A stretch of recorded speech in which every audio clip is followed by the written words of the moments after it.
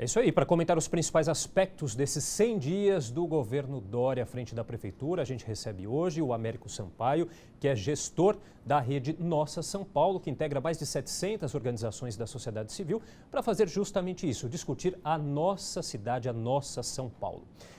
Américo, obrigado pela presença. Imagina, obrigado pelo convite. Bom, o prefeito João Dória, ele chega a esses 100 dias de gestão com uma aprovação recorde, 43% de aprovação, segundo pesquisa divulgada pelo Datafolha. Na sua opinião, a que se deve essa aprovação recorde e isso deve se manter?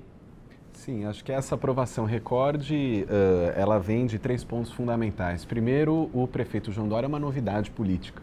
Ele é um político muito diferente do que a gente estava acostumado aqui em São Paulo, com características bastante ímpares com relação ao que os políticos tradicionais vinham fazendo. Então, de fato, essa novidade acaba trazendo para ele um conjunto de aprovações e itens positivos. Em segundo lugar, ele é um político que tem uma ação de comunicação muito forte, tanto pessoal, pelas redes sociais, quanto a prefeitura, que inclusive era um item mal avaliado das gestões anteriores. Então, esse fato da comunicação ser muito forte também produz para ele elementos positivos. E, por fim, de alguma forma, ele representa, do ponto de vista do espectro político, uma representação de um campo da sociedade que, de fato, não está feliz com relação aos representantes, com a relação à corrupção e etc. Então, ele traz muito esse discurso dessa novidade, do político gestor, e isso, sem dúvida, agrada. Então, é um novo caminho para a política? Eu acho que aponta uma tendência que, de fato, outros prefeitos, outros gestores públicos no Brasil inteiro estão olhando para o Dória, entendendo como uma nova tendência e, de fato, é uma resposta à conjuntura atual que deve, sem dúvida nenhuma, crescer. Bom, tem uma outra face dessa moeda, que é a rejeição ao prefeito Dória, que também cresceu. De 13% em fevereiro, foi para 20% agora. Na sua opinião, por que isso acontece? Exato. Essa ação de comunicação e essa ação forte de divulgação da prefeitura não necessariamente acompanha de fato aquilo que a prefeitura vem fazendo.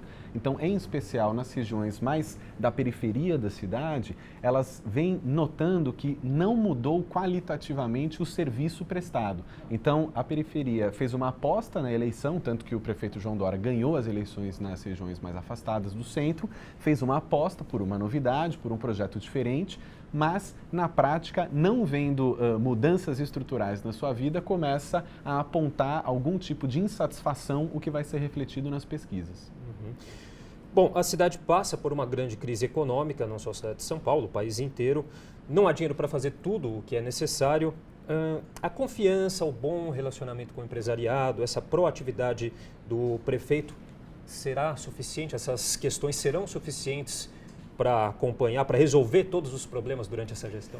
É importante essa articulação e esse trânsito que o prefeito tem no setor privado, contudo não é suficiente, porque toda essa articulação com o setor empresarial precisa estar sempre lastreado no sentido da cidade que queremos, basicamente apontando para aquelas prioridades e eixos que tanto os planos setoriais de educação, cultura, habitação e etc., para onde esses planos apontam, quanto para outros planos, como o plano diretor e o programa de metas. Então, tem um sentido de cidade orientador e o setor empresarial precisa apoiar neste sentido.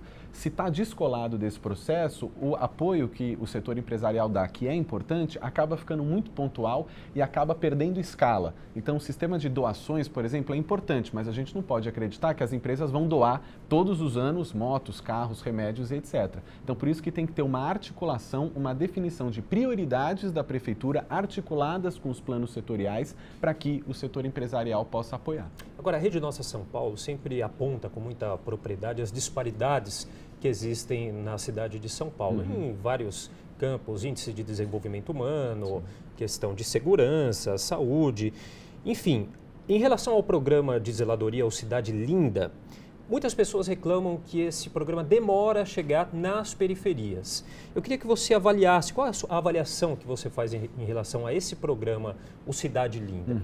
Esse programa, ele é um programa importante que foca muito na mobilização dos moradores da cidade para o cuidado com, enfim, a questão de zeladoria, lixo e etc. Não é um programa que efetivamente resolverá os problemas, porque a questão de zeladoria na cidade de São Paulo é bastante complexa, envolve os contratos de limpeza, envolve resolve todo o trabalho de recepção das demandas nas prefeituras regionais, de lixo, poda de árvore, asfaltamento, o problema das calçadas. Quer dizer, os problemas são muito grandes e complexos. Então, esse programa ele aponta muito mais no sentido de mobilização, de levantar o tema para debate na cidade de São Paulo. Mas só essa ação do Cidade Linda não resolve.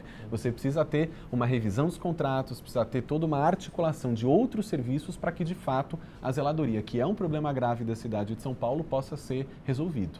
Uma outra questão polêmica, o aumento das velocidades nas marginais, né? 117 acidentes com vítimas foram registrados no segundo mês com essa nova velocidade, uma alta de 10,4% na comparação com o primeiro mês da alteração. Esses dados, inclusive, da Prefeitura. Na sua opinião, essa foi uma medida equivocada, esse aumento da velocidade das marginais? Sem dúvida, essa foi uma medida bastante equivocada, porque todas as análises, os relatórios internacionais, os estudos, a própria OMS, a Organização Mundial da Saúde, aponta que tem uma relação direta entre velocidade, acidentes e mortes. Quanto mais alta é a velocidade, maior é o índice de acidentes, maiores são as mortes. Então, de fato, essa foi uma medida adotada pela Prefeitura que contrariou todos os estudos técnicos, todos os relatórios elaborados sobre esse tema, tanto nacionais quanto internacionais, mas foi uma medida que atendia a uma parcela do eleitorado que não necessariamente estava focado na questão da garantia da vida, mas sim mais interessado na manutenção de uma velocidade alta com a ilusão de que isso melhora a mobilidade, quando na verdade, quanto mais acidentes, mais mortes, além de nós perdermos vida na cidade de São Paulo, que é um descalabro, você também o número de acidentes acaba por reduzir, prejudicar a mobilidade, acaba por reduzir a velocidade que você pode andar, por exemplo, nas marginais. Então, essa é uma medida que, infelizmente, foi adotada pela Prefeitura, contrariando os relatórios internacionais e era uma tragédia anunciada.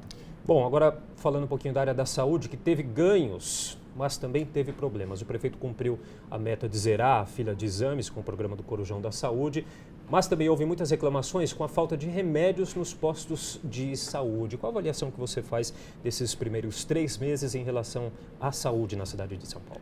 O Corujão da Saúde foi um programa exitoso em partes, porque de fato ele reduziu a fila que precisava ter uma ação nesse sentido, então nesse ponto ele é positivo, contudo ele é mais uma vez uma ação paliativa, ele não é um modelo que vai perpetuar nos 4 anos de gestão, tanto que se ampliou uma fila de cerca de 90 mil exames atrás do Corujão da Saúde, que a Prefeitura coloca como razoável esse tempo de 30 dias. Vamos ver se vai conseguir dar conta. Com relação aos remédios, teve também a ideia que está sendo implementada de você trazer a oferta dos remédios para a rede privada, as grandes redes privadas. Isso é muito complicado, primeiro que vai ter um impacto financeiro, porque o valor desses remédios, quando você passa para o setor privado, ele tende a aumentar, ou seja, vai ampliar o gasto da Prefeitura. Fora isso, a rede de farmácias privadas não tem a capilaridade que tem as UBSs e as farmácias populares nas regiões da periferia, fazendo com que o morador tenha que andar mais para conseguir o seu remédio. E, além disso, tem um papel importante nas UBSs, nos postos de atendimento e farmácias públicas, que é o papel do farmacêutico, que quando ele está lá, ele não só dá o remédio para a população, mas ele acompanha, ele ajuda o morador a entender o remédio que tem que tomar, como tem que tomar, ele ajuda a fazer esse monitoramento. Quando você passa isso para a área privada, o farmacêutico não necessariamente tem essa perspectiva numa farmácia particular. A perspectiva dele é de estar ali, dar auxílio, mas é de vender os produtos. Então a gente perde qualidade e essas duas ações são... a Corujão da Saúde foi exitosa em parte, outra parte não, contudo, essa medida de passar a entrega de remédio para a rede privada não me parece uma medida que vai ter um impacto positivo. Ok, Américo Sampaio, eu queria agradecer muito sua participação aqui no Jornal da Câmara.